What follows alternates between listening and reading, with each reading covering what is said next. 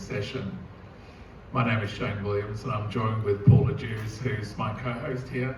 And we have Nicole Williams, who is going to be our special guest, armchair guest, if we could call it that. Before we proceed, we acknowledge the theme for NAIDOC 2025, the next generation, strength, vision and legacy. We also acknowledge that 2025 is the 50th anniversary of NAIDOC. And if you're in previous sessions in the room, I explained that 50th meaning 50th year of NAIDOC being a week, because prior to that it was just one day. Now it's a week. 1975 they introduced the 1 week agenda.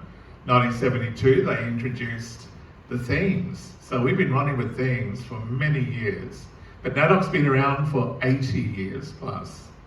And I said to the last group that it started off as a bit of a protest. Activists were very concerned about the 150th anniversary of the First Fleet, and they were celebrating that in Sydney. And the activists in New South Wales didn't like it. And so they were pushing to have a day, call it a day of mourning around Australia Day back in 1938. And then they shifted it in 1942 to this notion of Aboriginal Day of Observance. And then they turned it, they flipped it, and they said, we shouldn't be thinking negatively, we need to think positively about our future. And so NAIDOC took on themes, took on beautiful artwork. Have you seen the artwork associated with this year's theme? It's fantastic. And it's fantastic because it's owned by a young man from New South Wales who painted the ancestors within his local community. And he painted what he's seen as 4 or 5 figures, the male behind him, the female behind him, another female, and then 2 young people. And that was his message to say, within my community, this is my generation. And the ones at the very end are still on a journey of learning. And so all that was captured within his artwork, and that young man won the tender for the, would that be a fantastic thing, Nicole? To win the tender to do the NAIDOC poster? Yeah, I'm saying that to Nicole because Nicole's an artist and I'm hoping to inspire her in that regard. In fact, Nicole is a First Nations woman who is also a secondary school teacher who is in the space of creating, I'm using the word creating, Nicole, but creating our next generation. And so hopefully the narrative that we have with Nicole this afternoon, you can share with us some of the stories that you go through with the children who you work with, the young people I should say. But most importantly, we're going to kickstart off with wanting to unpack the theme. And I was going to hit you with the theme, but I won't at this point. Because these questions, by the way, are a smorgasbord of questions. And the one that I wanted to focus on with Nicole was legacy. But I am going to go to the theme, Nicole. I am going to look at the 3 words within the theme, strength, vision, and legacy. They're really important words given that you're creating and inspiring the next generation of young people in this nation, First Nations people in this country. So the question that I'm going to throw at you first, and I know it's not one of the, it is one of the questions you've ticked. Strength, vision and legacy. How do they connect with each other? How do those 3 words link? And how do they build upon each other as part of this broader next generation? Have you got a microphone?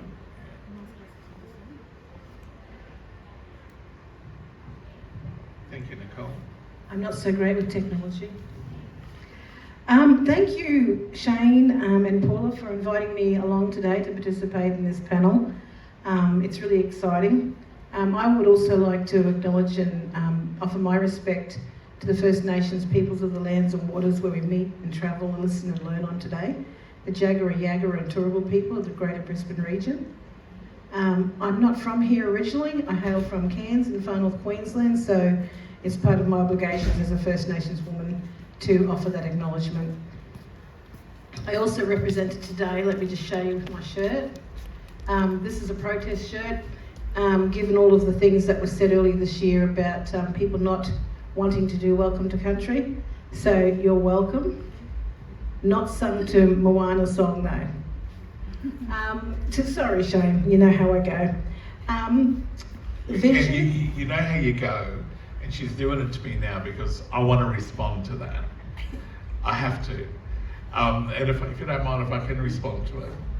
When it comes to the Welcome to Country and all the hoo-ha around it and then the acknowledgement, people don't realise that we are invited to deliver the Welcome to Country. We don't walk in there and say, hey, we want to do this please at the RSL, we want to do this at the MCG. We are invited. So those who choose to protest us should go to the organisers, the people who believe in reconciliation, and have it out with them. Don't blame us. We're just doing our job, because if they were singing the national anthem, they'd get paid. We're doing our job, and we like to get paid as well. And sorry, that's a bit of a tangent.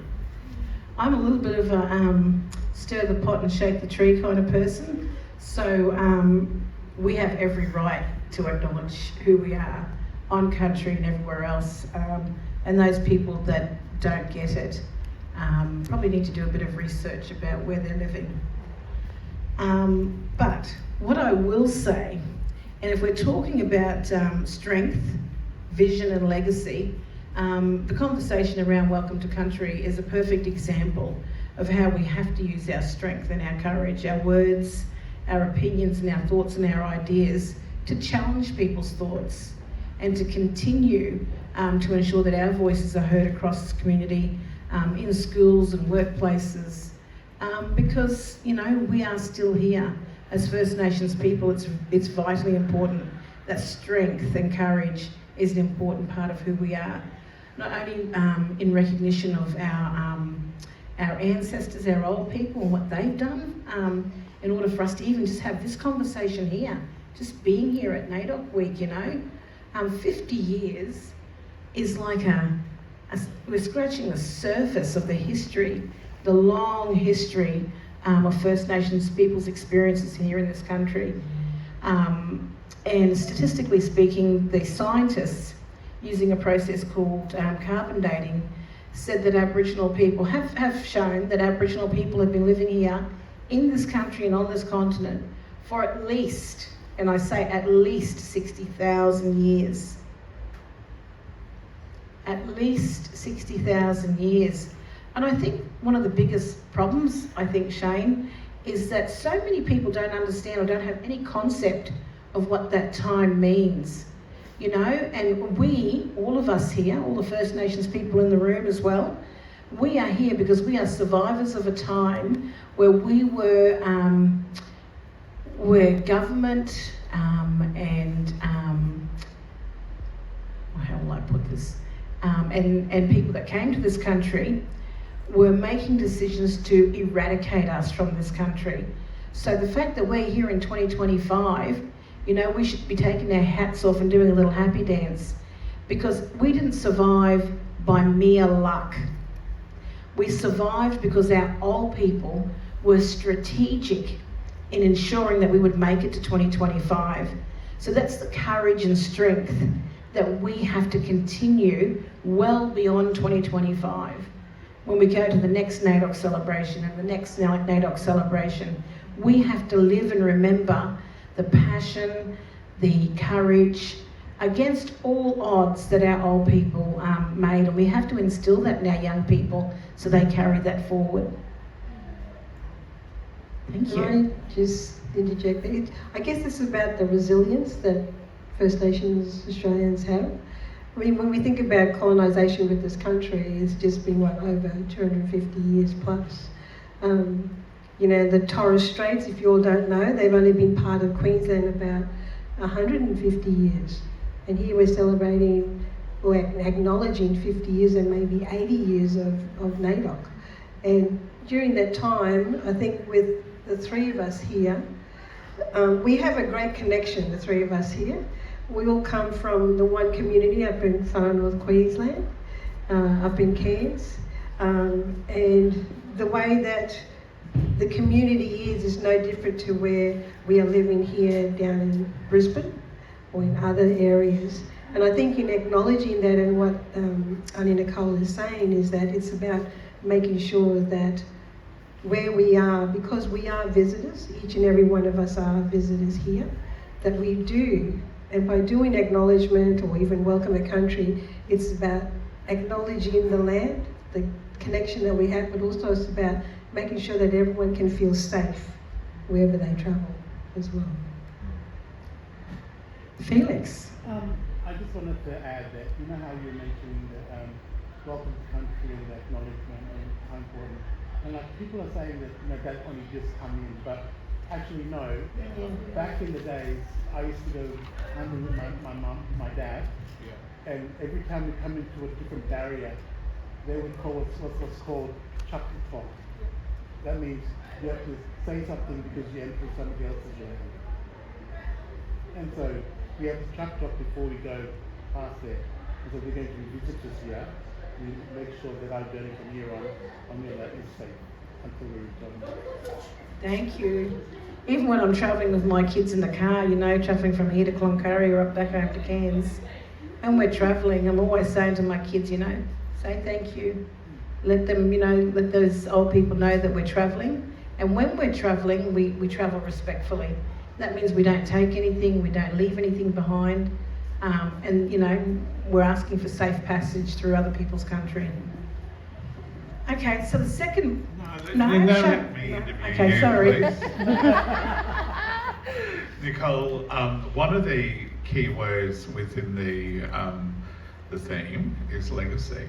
And legacy isn't about what you leave someone. It's about how you make them feel and what key messages you leave within them for them to reflect on and improve their lives. So Nicole, the question I ask you is, what is your legacy? Oh, that's a huge one. Our last speaker said that. It is a huge one, but look, I think when we talk about legacy, I don't think it has to be this big, amazing thing that we're going to go, ta-da, there's my legacy to you. I think that legacy can also be the small things that we do, the small but important lessons we share and we teach our young people. I have an example. I prepared an example earlier. I had that many examples, but I'm just trying to think of one. I was back home in Cairns, and we had gone to what's that place in Cairns where they all go, where the shopping centre is now? Stocklands or Raintrees? In the city. Oh, Cairns Central. Thank you. I went into Cairns Central, and I had my kids with me, so we travelled up by car up to Cairns, and we were all, you know, tired. We'd been swimming and fishing and all the rest of it. And my kids goes, oh, you know, can we get something to eat? So we raced into Cairns Central to grab a feed. And when we went in there, we were sitting down trying to figure out, you know, you know how it goes with kids. I want this and I want that. So we're trying to figure out which way we were going to face first. As we were sitting there, this man walked in with his partner, and he had 3 little kids trailing behind both of them. And you know, when you're caught in a moment where you know what's going on? So the man was angry, he was furious, and he's screaming at his kids, and these poor little kids, and I want to say they were like, I don't know, 5, 4 and 3 or something. They were walking behind their mum and their dad, and he's like, hurry up, come on, like that. And I could hear them little kids going, but we're hungry. And he turned around to look at his partner, and she looked at him as if to say, you know, we've got to do something for these kids. And he's looking at her, and he started to swear at her, saying, you know. effing hurry up, we gotta get over here, and these little kids are like, you can see the fear in these little kids. So I'm sitting on this chair like this and trying to figure out what we're gonna eat, and my daughter is going like this to me, doing the big old elbow to me. And I'm thinking to myself, what on earth can I do as a woman in that space? And it was crowded. There were people walking everywhere.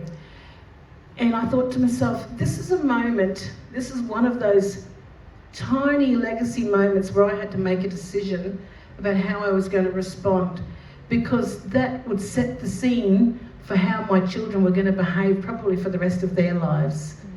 So I sat there and I'm thinking, how do I navigate this?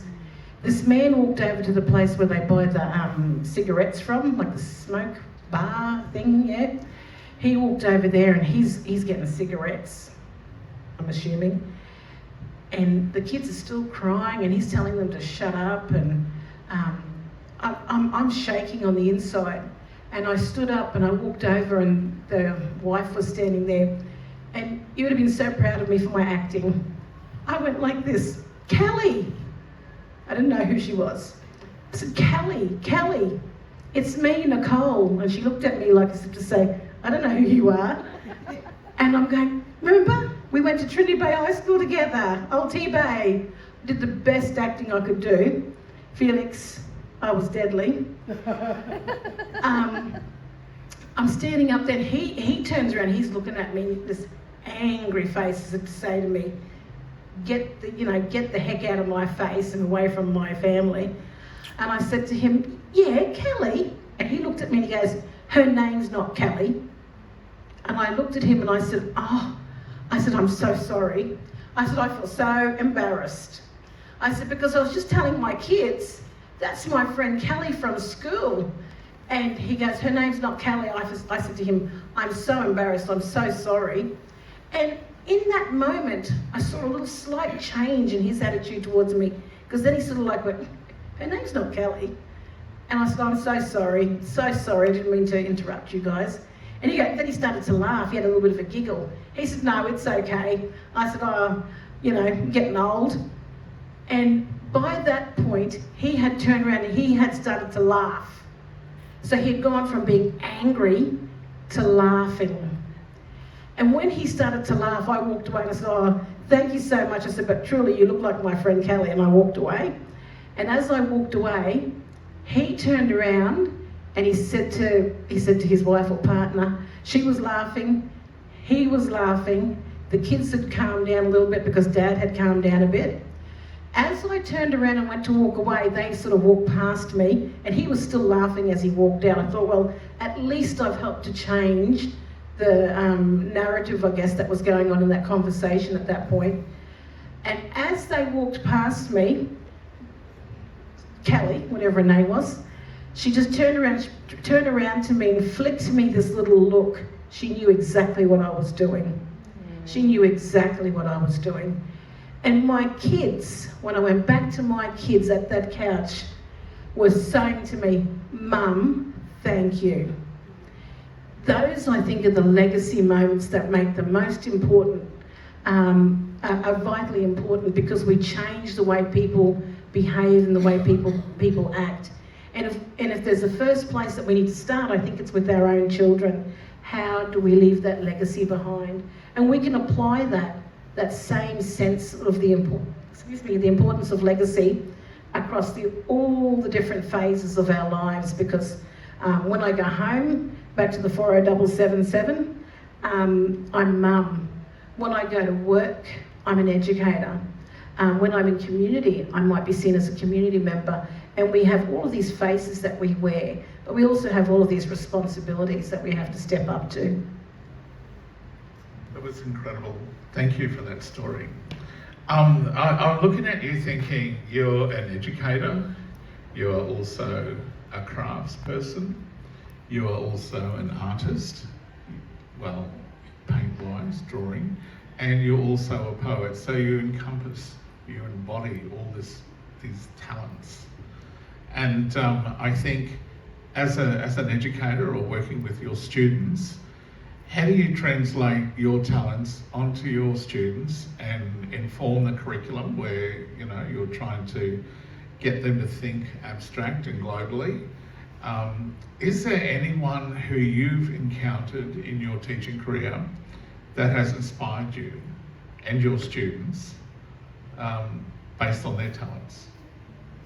Oh, absolutely. There are so many people. I want to use the word blessed, and I feel that I say blessed, but I know that you know how sometimes people say, I believe in this or I believe in that. I believe that I have this knowing. I know I have a pretty good idea of what I was meant to do here on this planet, you know, and I hold that responsibility very true to my heart. I've always loved education. I've always loved talking to all sorts of people from all different ages. Well, I'll give you an example, Shane. Many years ago at school, in one of my classes, we were studying First Nations peoples, and one of the people, because I love a good laugh, I laugh until my belly's sore. Anyways, and you know when you cry laugh? So I discovered Shawnee Chulbra, and I just think he's just one of the most funniest people. And so in my class, we studied a whole bunch of different people, politicians, sports people, but one of the people that we stuck with was Shawnee Chulbra. And so the students had been doing some research, and they had been writing in their school journals about Shawn Chulbra, what they've learned from him, and all the other people that we researched. But what I knew was that Shawn was going to be at a community event here in Brisbane. So I spoke to the principal and said, look, can I take the students to this event? And she said, yeah, of course. So took my whole class, along with the Deadly staff that I work with, to this event where Shawn was, and he was emceeing at this event. So I'm like, you know, like fangirling, like, Shawnee, yeah. Anyway, at some point we had a break, and I said to Shawn, oh, can I just let you know that I'm here with some students from our school, and we have been studying you in class. And when I say studying, I don't mean just watching his funny videos. I mean seriously sitting down and analysing the brilliance of his comedy routines, the political commitment, the courage and the strength shown in his comedy routines. And so he looked at me, and I said, yeah, so these are some of the students. And as I was talking to him, one of the students said to me, oh, Auntie Nick, I've got my book in my bag. I said, okay, pull it out, get your book out. So she gets her book out, and I knew, because this kid was one of those kids that everything was meticulous. And she had written everything she read about Shawn Chulbra, every story. She, you know, responded to his the videos that we did watch of him. And Shawn's standing there looking at me, and he's looking at this book, and you could just see his face. He's a comedian. That face went proper serious. And I'm thinking, oh, bless him. And I know when I looked at Shawn, I don't know if I'm allowed to say this, but when I looked at Shawn, I saw tears. I saw tears. And I just said to him, I want you to know that you have been teaching these young people both directly and indirectly through your comedy, through your brilliance, and we're here to appreciate you. And he said to me, he looked at that book, well, that student got the DVD, I think it was. She got a Deadly t-shirt, and Shawn said to me, and sis, ring my, what did he say to me? Ring my manager, Erica, also my wife, ring my manager and ask her to book you guys in, because I want to do a free show for your school. So he actually came to our school and did a free show for our entire school. I tell you, look, we were all rolling around with, you know, in fits of laughter. I said, make it PG though. But you know, like, I guess that's an example of legacy, you know, building that legacy. And for those young people in that classroom, there was a lesson there that if you work hard, if you work hard, there'll be rewards for the efforts that you put in. You know, whether they're big rewards or they're small rewards, they're still rewards just the same. And I think, you know, Shawnee Chilpa is a perfect example of strength and vision, you know, with what he does. I think you've answered the question beautifully, because I was capitalising on your talents, you know, artistically and as an educator, etc. And to identify Sean, I would never have guessed that you would say Sean. You know, I thought you'd say someone like, you know, I don't know, someone deadly, someone else who's deadly. But Sean's a prime example of how he has a talent that touches the hearts and souls of a lot of people in a very funny way, in a very happy way, and brings joy to their lives. So thank you for giving that example. But can I say, that's also empowering, because, you know, we have different role models in the Aboriginal and Torres Strait Islander communities, whether it be from Kathy Freeman with the race that she did, you know, that brought tears to my eyes. You know, I was with all of my non-Indigenous friends who were at the stadium, and when she raced, you could just really feel that something in the air. You know, like that Phil Collins song, there's something in the air tonight. But it was just, the air was so thick that there was this silence. And if you all would remember, because I replay Kathy's run on YouTube, Instagram, Facebook all the time. And I'm a big fan of Kathy Freeman's, even now, the way she embodies herself as a role model and a leader within our community, and the resilience that she's gone through. Because she was, you know, in the media and ridiculed for wearing that full outfit and everything and that at the Olympics. But, you know, apart from her, there's also like Paddy Mills. He's played for NBA, 14 years in NBA. And just to let everyone know here, when he was a small Jarjum and pickaninny down in Canberra, I grew up around him. I was his coach, and he was Mina Unco. He couldn't even bounce the ball when we were playing Little League. And now when I look at him, you know, 14 years in NBA and, you know, playing for the Boomers and winning a bronze medal, or rose gold as he says, you know, I'm very proud of that, and I'm very proud of him, and our Torres Strait Islander community is very proud of him. And on his mum's side, the legacy of his Aboriginal community connection in South Australia. Paula, you are impressing me. Because you come across as a bit of a sports advocate. Nikki, before you came here, we had Willie Tonga here, an NRL legend. And this one here, yarning up about his game, yarning up. I've seen that game. I've seen that. So yeah, you're revealing another side of you. Good on you. Oh, thank you. I'm going to ask a question in terms of the you're working with children and young people. You're dealing with what we capture in this theme, the next generation. What can we do, or what can you do, or what can you do to support First Nation young leaders? I think by coming to events like this, by being role models in community, and I'm not a big fan of the word role models, but you know, just being good human beings in community, and being in places where young people see us being good human beings, and what that looks like, I think is really, really important. I think we do it anyway because of the fact that we exist. But I think what's more important is how we challenge systems that that might not provide opportunities for our young people. I think it's, as the adults in the room, it's our responsibility to keep challenging systems and making space for these young people to shine. I have to share another story. Can I share a story? Yeah? Many, many, many years ago. So don't tell anybody else, as this is only in the room here, and I know all your faces. I'm only joking. You want me to turn this off? No, you're right. No. I'll be 55 years old this year, this birthday. But when I was about 23, I think, I was called to a big meeting up in Cairns at a place called Warrama, which was our cultural centre where we had all of our events and meetings, etc.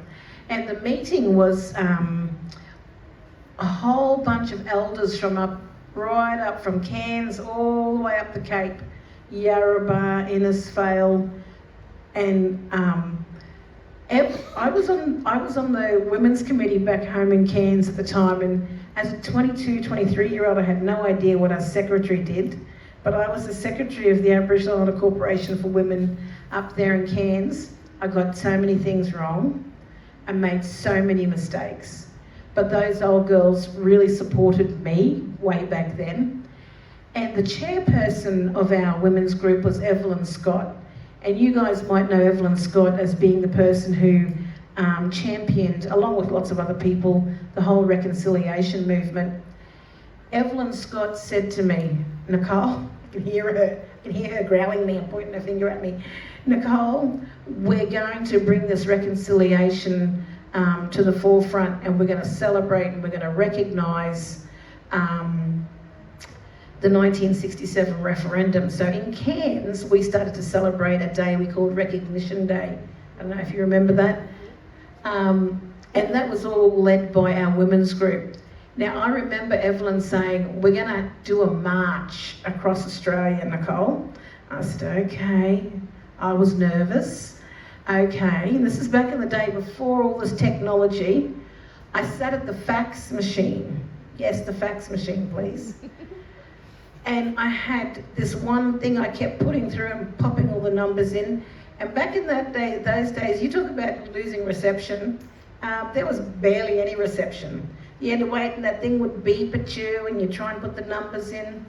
Anyway, I got a big list of all the Aboriginal Island organisations from ATSIC, and I sat there and I faxed every Aboriginal organisation I could think of. It took me all day. Well into the night, I was still faxing. And I said on this note, you know, we're going to march. Are you going to march with us for recognition, to celebrate who we are and to make the rest of this country know that we're still here? Led and inspired and growled by Evelyn Scott. So I was involved in that process. Anyway, so Evelyn says to me this day, she rings me up, Nicole, I want you to come to this meeting. These old people want to meet you. Okay. So all these elders, I knew these elders were coming to Cairns because I'd helped organise some of the transport, you know, all the details and stuff. Anyways, I'm like, oh, I'm thinking I'm really gonna have a mini heart attack here because I'm gonna get growled by these old people, you know, in front of like everyone. So I goes out to Warrama. Evelyn came and picked me up because I had no car, I had no licence then. Evelyn came and picked me up, and here we are driving out to Warrama, and she says, don't be nervous. I think that they just want you to read your poem. And I was like, oh, okay. 22, 23-year-old with all of these elders. I'm thinking, who do I think I am sitting in this space, ready to tell my story when these old people have lived all of those policies and all of that legislation and all of that pain? Who the heck am I as a 22, 23-year-old to tell them about my story? So it came, the table was long. I swear it was like almost from this wall to that wall. It was a big, long table. And we were down one end, so I could see all the elders as I looked down the table. And I'm thinking, oh, it makes me nervous just thinking about it. I've got to do this. So I put my big girl pants on and I thought, okay, well, I'm going to read this poem. So I recited the poem that I wrote that they asked me to share, which I will share with you in a minute. But when I looked down the table, some of those old people, and they're not here anymore on this planet as we know it, but as I looked down the table, I swear I could see the tears falling from their faces and hitting the table as I was reading my poem. And I thought to myself, wow, like that's important stuff. I was supported to go out there and share my story. I was encouraged as a young person back then. That's the legacy I'd like to leave for the future, is how do we challenge our young people to continue to share those stories, continue the truth telling, be courageous enough to continue those stories, because that's what needs to happen. So when I was out there, the poem that I read was a poem about racism. And a lot of people feel really uncomfortable when we talk about racism, but it's a conversation we need to have so that we can ensure that we're not going to make the same mistakes in the future. We saw a bit of that ugliness rear its head, you know, with some of the unsavoury characters that get out there in the media and on our social media sites. And, you know, there's some really scary stuff happening, particularly around the Welcome to Country, particularly around some of the sports people and how they've been attacked and vilified in the media. So it still exists, so we still have to say something. I wrote this poem almost 30 years ago. That's why I told you how young I am, so that you understand that this was written such a long time ago, but it's still relevant today. And I was really hoping that my words would be something of the past, but they're still a part of our future. So this poem that I wrote is called The Politics of a Racist Game, and it goes like this. I'm marred by your silence. I'm haunted by your voice. You speak to me of equity and you say I have a choice. A choice to do what? To live a life in vain? To live a life of oppression while all the time remaining sane? We're reeling from the side effects of a not too pleasant time, where your well-meaning attitudes equate to an atrocious crime. You see, you separated my family and you moved us all about. Now, you're sitting wondering why it's us beginning to shout. My family remains silent.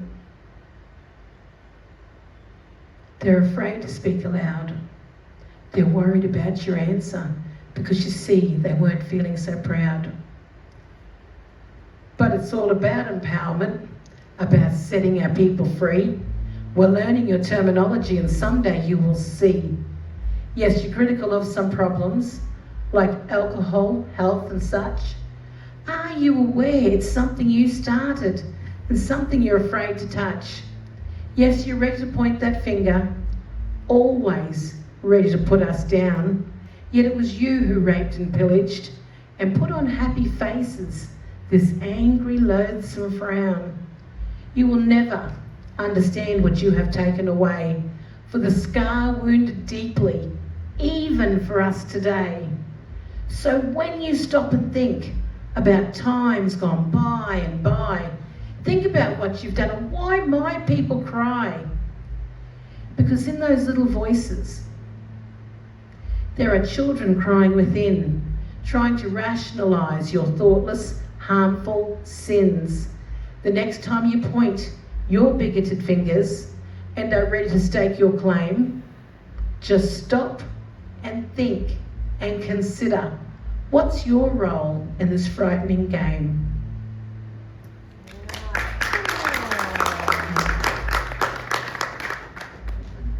The most important part of that for me came after I read that. And the uncles and aunties, not everybody at the table, but lots of them were coming up to me, hugging me, of course, asking me who I am, but also telling me that at every opportunity, there was one particular uncle who came up to me and he said to me, everything you said in that poem is all the stuff that we wanted to say, but we couldn't. So every opportunity that you get to share that story and share that poem, please do it. So that's my homage to those old people that day that lifted me up all those years ago. Nicole, that was beautiful. Thank you for sharing it. And I can say to you that you touched on some of the points that our first panel spoke about this morning, particularly the elder who was afraid and wanted to keep silent, who was blamed for stealing oranges. And I don't think her father or them wanted to speak out because they were afraid of being taken away, being sent away. And your poem captures exactly exactly the key messages that that elder was sharing this morning. So it's alive, it's a living home, it's beautiful. Nicole, we've come to the end of our Can I say one more thing? is it a story? It's not a long story. Okay. See how it goes? I just wanted to share this one little thing when we're thinking about concepts of time. Yesterday, literally just yesterday, I've been trying to reconnect with my grandmother's side on my mum's side of the family tree. And just yesterday I spoke to an auntie who is 82 years old, who told me that she remembers talking to my grandfather, my great-grandfather, when he was alive. My grandfather was born in 1884. He passed away in 1978, so he lived until he was 94 years old.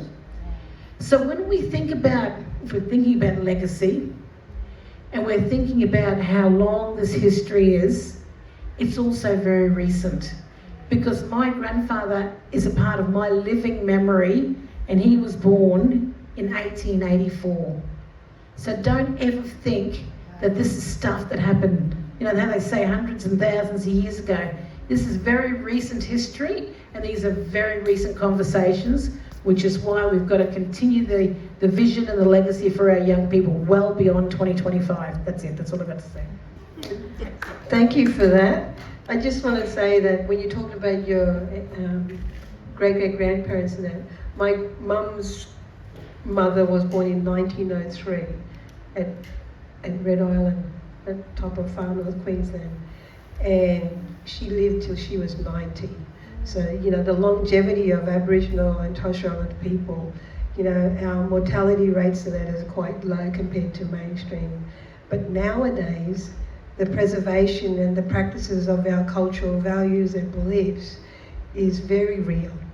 And I think sometimes government are trying to comprehend how can a culture be living for over 60,000 years. And they're still trying to comprehend. And that's why we have all these policies that are started in our Aboriginal communities. They get tested, then it gets rolled out, and then bills become fruition in government, state, local and federal. And then of course, you know, we sit in here, you know, you talked about how your age, 55, I've just turned 62. I'm looking to retire next year, but I don't know how I'll go with that. But I was born in 1963, and the referendum was 1967, which allowed my parents to go in and vote to say that, yes, we can be counted as Australian citizens. So I always often think, where did my earlier years go if I wasn't an Australian citizen? You know, you tell these stories and then the longevity, but then it's that history. It's that legacy that we tell for that next generation. That as they understand and what they're going through, you know, we don't want to have things go back around in cycles. And I think it's themes through our NAIDOC over the 50 years have made Australia come to know who our First Nations people are through those things of our NAIDOC. And I think you've captured it beautifully. Thanks, Paula. We're here to honour the theme of NAIDOC, and thank you for delivering your session through the narrative, because stories are so powerful, and your ability to reflect on them, and you probably have an abundance of stories. But I think you as a First Nations woman and an educator are leading the pathway for our next generation. And that was one of the motivations to have you here as a speaker today, to demonstrate that our kids are in good hands.